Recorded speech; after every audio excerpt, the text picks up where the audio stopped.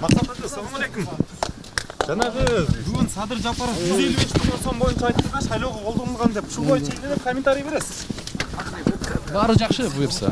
Мақсат ата, өзүңүз коюп жаткан айыптар бойынша эмне деп жооп бересиз? Булар баары жакшы кийин 155 миллион сомду шайлоого коротулган деп атат. Бул кайсы партия жөнүндө сөз болуп атат?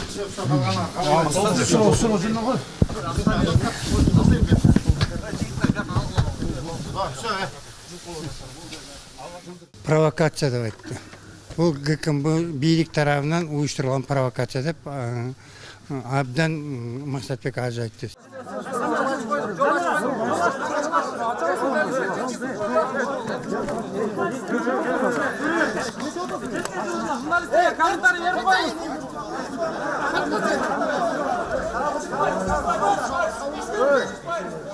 Мақсат Токтомушев дагы баарын түшүндүрүп, кандай болгонун,